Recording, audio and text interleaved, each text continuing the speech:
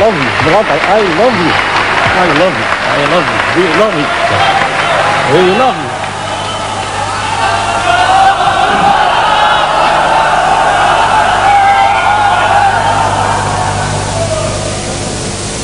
Thank you. أعوذ بالله من الشيطان الرجيم. بسم الله الرحمن الرحيم. بل نقذف بالحق على الباطل فيدمغه فإذا هو زاهق ولكم الويل مما تصفون. صدق الله مولانا العظيم. Monsieur le Président, respectable orateur, mes chers frères et sœurs, le sujet « Jésus est-il Dieu ?» peut facilement être traité en lui opposant une question. Jésus a-t-il prétendu être Dieu? A-t-il dit « Je suis Dieu » A-t-il dit « Adorez-moi et croyez-moi », Monsieur le Président, Mesdames et Messieurs? Il n'y a pas une seule déclaration équivoque dans aucun des 66 livres de la Bible, ni dans les 73 de celle catholique romaine, dans laquelle Jésus dise « Je suis Dieu » ou dans laquelle ils disent « Adorez-moi ». Il n'y a pas. J'aurais été très heureux d'entendre Jésus, de la bouche de Jésus, cette déclaration simple, directe, explicite, « Je suis Dieu » ou « Adorez-moi ». En effet, moi en tant que musulman, et nous tous musulmans, croyons que Jésus-Christ était l'un des plus puissants messagers de Dieu.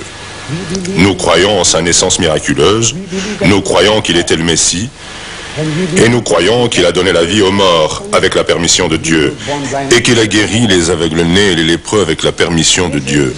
C'est vraiment seulement là que se situe la véritable différence entre les musulmans et les chrétiens que celle de la divinité de Christ. Ainsi, c'est pour cela que je dis que notre frère n'a pas utilisé une seule déclaration venue de la bouche de Jésus qui dise « Je suis Dieu » ou « Adorez-moi ». Durant tout son séjour sur terre, il n'a jamais fait de déclaration pareille. Bien sûr, mon frère aura encore l'occasion, mon frère Solouche, de reprendre la parole et peut-être pourra-t-il m'indiquer où il y a une telle déclaration en cas d'oubli de sa part. Au mieux, a-t-il pu citer un passage de l'Apocalypse où il est dit, et ces paroles sont censées être de Jésus, « Je suis l'alpha et l'oméga », ce qui signifie « je suis le premier et le dernier ». Bon, déjà ce livre de l'Apocalypse était un rêve. Un rêve dans lequel Jean, dans ce rêve, avait une vision dans laquelle il voyait des animaux avec des yeux à l'intérieur et des yeux à l'extérieur, et avec des cornes surmontés d'yeux.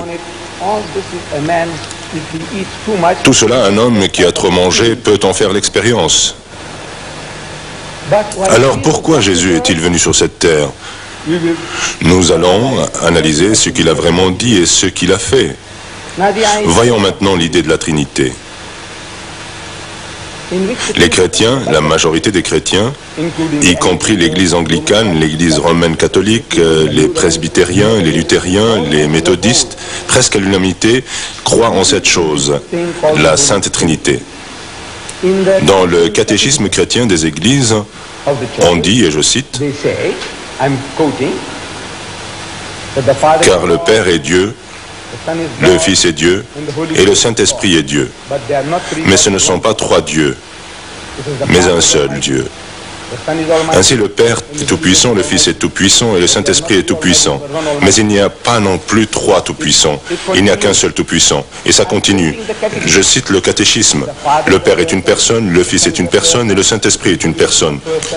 Cependant, ce ne sont pas trois personnes, mais une seule personne. Je vous le demande. Qu'est-ce que c'est que cette langue? Est-ce de l'anglais?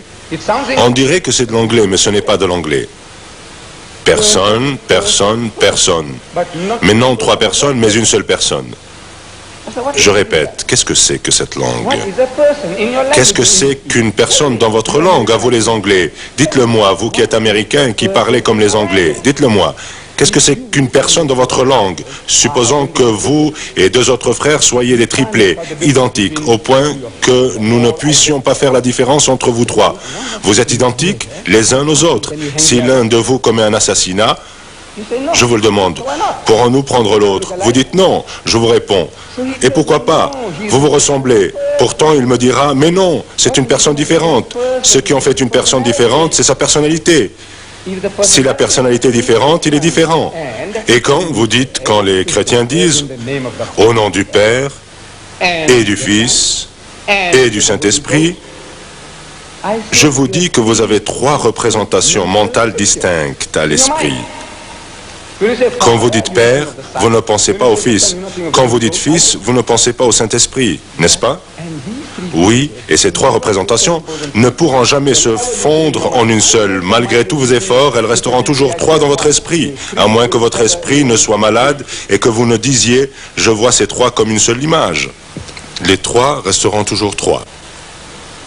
Maintenant, en ce qui concerne les musulmans, croire qu'un être humain, quel qu'il soit, est Dieu ou s'unisse à Dieu, c'est prendre des libertés avec Dieu. Que ce soit l'idée hindoue du Dieu incarné, ou l'idée chrétienne du Dieu incarné, Dieu se faisant homme, le Saint-Coran dit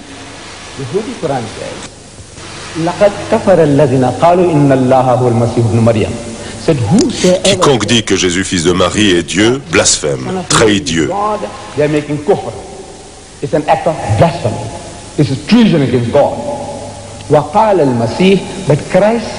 Et Jésus dit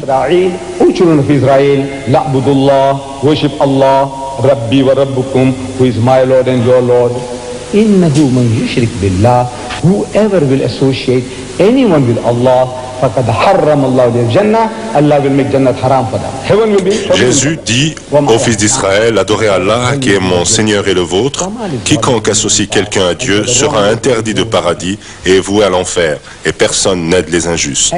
Et Jésus-Christ parle de votre Père dans les cieux. Il s'agit de votre Père et de mon Père. Là encore, il a commencé à puiser dans l'évangile de Saint Matthieu, dans le chapitre 1, verset 1. Vous rencontrerez cette expression, votre Père, ton Père, votre Père, ton Père, 13 fois avant le premier mon Père. C'est une situation étonnante. 13 fois, il vous dit que le Dieu Tout-Puissant est le Père de chacun. Métaphoriquement, il est le créateur, le soutien, celui qui épanouit, celui qui chérit chacun. Il est le père de tous, mais physiquement, il n'engendre pas. Parce qu'engendrer est un acte animal qui relève des fonctions inférieures animales du sexe. Par conséquent, nous n'aurons pas le toupet de prêter à Dieu cette qualité en disant que Dieu a engendré un fils. Bien que les chrétiens continuent de répéter les mots « Fils de Dieu, Fils de Dieu, Fils de Dieu », et vous de dire « Et Adam ». Vous dites « Combien de fils a-t-il eu » Les chrétiens dans leur ensemble vous diront alors « Un ». Je dis « Vous ne lisez pas votre Bible, vous ne lisez pas votre Bible correctement. Sachez que Dieu dans la Bible a des tonnes et des tonnes de fils. » Vous connaissez, la tonne est une ancienne mesure de capacité, des tonnes. Les fils de Dieu virent que les filles des hommes étaient belles et ils en prirent pour femmes parmi toutes celles qu'ils choisirent. Genèse 6, verset 3. Après que les fils de Dieu furent venus vers les filles des hommes et qu'ils leur eurent donné des enfants, ce sont ces héros qui furent fameux dans l'Antiquité. Exode 4, 22. Dieu dit, Israël est mon fils et même mon premier fils dans le livre de Jérémie, Jérémie 31, 9. Israël est mon fils et même mon premier fils dans le Nouveau Testament, Romains 8, 14. On nous dit, tous ceux qui sont conduits par l'Esprit de Dieu sont fils de Dieu. Chaque fois, nous pouvons entendre, si vous suivez la volonté et les plans de Dieu, vous êtes une personne pieuse. Dans la langue des Juifs, dans l'idiome des Juifs, on dit fils de Dieu, ce qui signifie une personne juste. Mais les chrétiens de dire non, non, non, Jésus n'est pas comme cela, il est engendré et non pas fait. Alors je vous demande, s'il vous plaît, de m'expliquer. Je m'adresse aux personnes de langue anglaise. Expliquez-moi, s'il vous plaît, qu'essayez-vous de montrer? Quand vous me dites qu'il est engendré et non fait, qu'essayez-vous vraiment de me dire? Et croyez-moi, aucun chrétien en 40 ans n'a été en mesure d'ouvrir la bouche pour me dire ce que cela signifie. Il a fallu pour cela un Américain, mon frère Soros. Il a fallu que ce soit un Américain. Il a dit, cela signifie procréer par Dieu. Et moi, quoi? Et lui de répondre, non, non, non, vous m'avez demandé ce que cela signifie, je vous dis ce que cela signifie, et non que je crois que Dieu ait procréé un fils. Quoi qu'il en soit, voici Jésus-Christ. Je ne sais pas. En tout cas, pour les musulmans, c'est un blasphème de dire que Jésus est Dieu. Mais il y a aussi un autre blasphème vu du côté des chrétiens. Voyez-vous, les chrétiens orthodoxes, les chrétiens anglicans, les méthodistes et tous les catholiques romains, ils croient tous en la Sainte Trinité. Et ils disent que Jésus est la deuxième personne de la Trinité. Vous n'entendez jamais les mots au nom du Père et du Fils et du Saint-Esprit. Vous n'entendez jamais au nom du Saint-Esprit et du Fils et du Père. Jamais. Vous n'entendez jamais au nom du Fils et du Saint-Esprit et du Père. Cela doit toujours être au nom du Père, du Fils et du Saint-Esprit. Il est toujours la deuxième personne de la Trinité. Pour la chrétienté, dire que Jésus est le Père est une hérésie. Pour l'Église chrétienne, selon l'optique musulmane, attribuer un caractère divin à un être créé, quel qu'il soit, est un blasphème. L'attribuer à toute autre chose supérieure est un blasphème. Mais dans l'optique chrétienne, dans l'optique des églises anglicanes, méthodistes, luthériennes, de toutes, dire ou avoir la témérité de dire que Jésus est le Père était avant une hérésie, laquelle était condamnée et frappée d'excommunication par l'Église catholique romaine il y a plus de 1000 ans de cela. Elles l'ont abandonné. Vous allez me dire, mon frère Soros, mais je ne sais pas pourquoi il cache le fait qu'en réalité il croit que Jésus est le Père.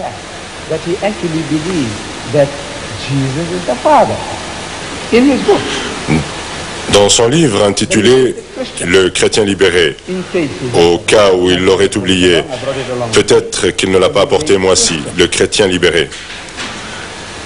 Pardon, le palestinien libéré, excusez-moi.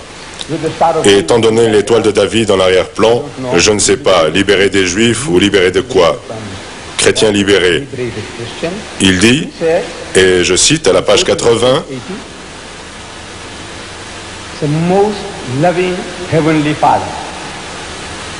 le plus aimant Père céleste, je te remercie pour les miracles que tu as accomplis dans ma vie.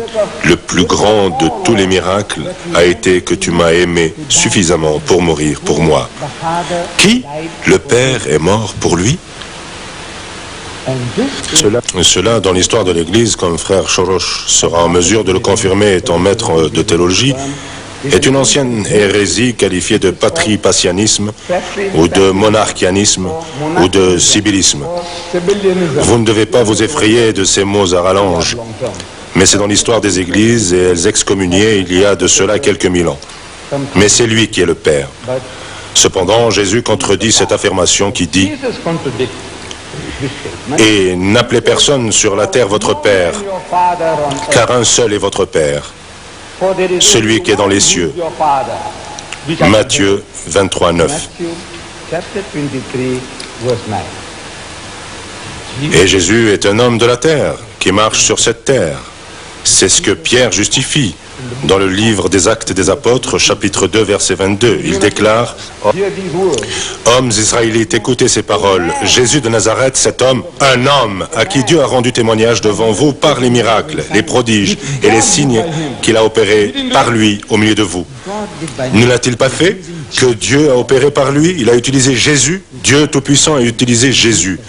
Que Dieu a opéré par lui au milieu de vous, comme vous le savez vous-même. Donc il n'est pas le Père. Il dit aux Juifs, vous n'avez jamais entendu sa voix, la voix de Dieu. Jamais. Vous n'avez pas entendu la voix de Dieu. Jamais. Ni vu sa face, ni sa forme. Jamais. Les Juifs avaient Jésus devant les yeux et ils l'écoutaient. Ils n'étaient pas d'accord avec le message, mais ils l'écoutaient. Ils n'étaient pas sourds. Tous les Juifs qui réagirent à ce message, ils écoutaient, ils entendaient, ils voyaient. Ils voulaient le lapider et ils s'éloignaient, ils s'enfuyaient, ils se cachaient. Ils voyaient sa forme, mais il disparaissait. Non pas en s'évanouissant dans les airs, mais en se cachant et en courant se mettre hors de leur portée, d'après la Bible. Par conséquent, il ne saurait être le Père, pas plus qu'il ne saurait être ce Dieu.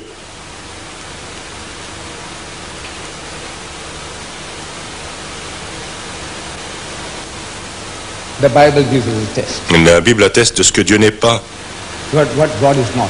ce que Dieu n'est pas. What God is not. Like in De même que dans l'islam, le Coran nous dit aussi ce que Dieu n'est pas. laysa kamithlihi shay. That Comme quoi, Dieu n'est semblable à rien que nous puissions nous représenter ni imaginer. Him. Tout ce que vous pouvez vous représenter ou imaginer n'est pas lui. God that is Nous avons entendu quelques 99 attributs de Dieu, comme quoi il est haut, il est miséricordieux, il est juste, il est saint, etc., etc., et cela 99 fois. The Bible also gives Mais il y a certaines choses qu'il n'est pas. Il n'est pas ci, il n'est pas là. La Bible également nous dit ce que Dieu n'est pas. Et il est dit dans le livre de Job 25, 4, 6, « Comment l'homme serait-il juste devant Dieu? Comment pouvez-vous comparer le moindre être humain avec Dieu? how can Comment celui qui est né de la femme serait-il pur? a woman anyone Quiconque est né d'une femme n'est pas suffisamment is not bien pour être comparé à Dieu. to be compared with God. Anyone. Quiconque, que ce soit un Moïse ou un Jésus ou un Mohammed, que ce soit un Rama ou un Krishna ou un Bouddha, Anyone that a woman quiconque a été porté pendant 9 mois par une femme ne pourra jamais être un Dieu. C'est ce que la Bible dit. the moon is not bright Quand la lune n'est pas brillante et les étoiles sont impures à ses yeux, in the sight of God. aux yeux de Dieu, The stars. qu'est-ce que c'est que toute cette histoire? La lune, les étoiles, How much less is qu'est-ce que c'est que ça? Rien. You see, the Que peu de valeur à l'homme. Jesus is born. Voyez-vous, les chrétiens disent, écoutez, Jésus est né d'une femme. Ça ne fait pas de doute, mais il est né de façon miraculeuse. Là, nous sommes d'accord avec eux. C'est donc ça qui fait de lui quelque chose de surnaturel, car il est né miraculeusement. Ainsi est Dieu Tout-Puissant dans ce livre. La Bible chrétienne qui dit le peu de valeur de l'homme. Si le soleil et la lune et les étoiles ne sont rien à ses yeux, qu'est-ce que l'homme? Vous et moi, qu'est-ce que vous êtes? Qu'est-ce que nous sommes? Que peu de valeur à l'homme qui n'est qu'un asticot. Savez-vous qu'est un asticot? Vos gens qui vivaient dans les jungles totales, vous ne savez pas ce que c'est qu'un asticot? Vous connaissez les asticots? Je ne vous ferai pas de description. Vous ferez bien de regarder dans le dictionnaire, dans l'Oxford Dictionary, et vous trouverez asticot, sévère, vous savez, qui vivent dans le fumier, dans les excréments humains, asticots, vous et moi. D'après ce livre de Dieu, vous n'êtes rien de plus que des asticots. Et le Fils de l'homme, qui, Jésus-Christ, c'est explicite. À moins que vous ne vous soyez mis dans la tête que Jésus est une exception. Dieu Tout-Puissant se donne exprès la peine de vous dire, écoutez, ce fameux Jésus n'échappe pas à la règle. Et le Fils de l'homme?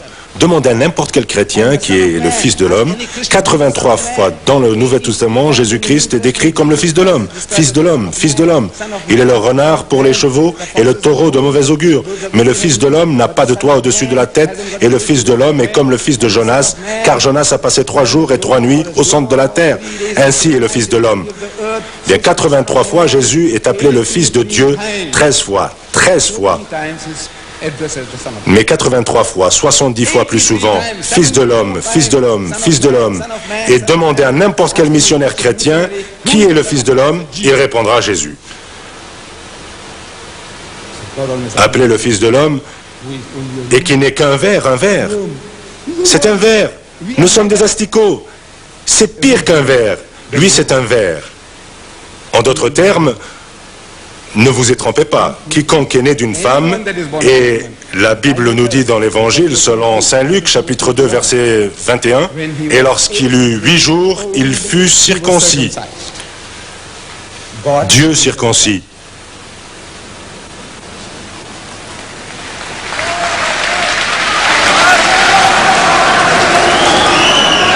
Please, we must heed S'il vous plaît, the advice vous devez suivre les conseils qui nous ont été donnés au début, de ne pas applaudir maintenant. talk.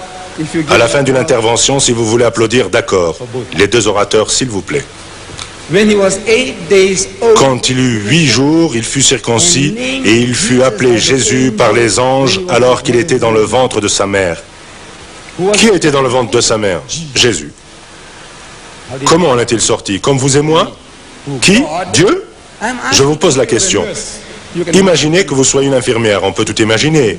Que vous soyez une infirmière il y a 2000 ans en arrière qui se trouve dans cette étable en train d'aider Marie à accoucher de cet enfant. Pourriez-vous vous imaginer un seul moment que cette petite créature sans défense et d'une saleté repoussante soit votre Dieu, votre Jéhovah, votre Allah? Non, l'esprit humain rejette l'idée de cette petite créature chétive qui a rendu sa mère impure pendant 40 jours. C'est ce que dit la Bible, qu'elle a dû être purifiée après 40 jours. Qu'est-ce qui l'a rendue impure? C'est la naissance du Dieu saint qui l'a rendue impure? Non, c'est un enfant humain, comme vous et moi, qui a rendu Marie impure pendant 40 jours. Elle l'a porté 9 mois. En Angleterre, les anglicans aujourd'hui sont un peu plus raisonnables que les évangélistes. Il y a eu un atelier réunissant des évêques anglicans en juin dernier, ici, au Royaume-Uni. Et plus de la moitié des évêques d'Angleterre ont déclaré que les chrétiens ne sont pas obligés de croire que Jésus-Christ est Dieu.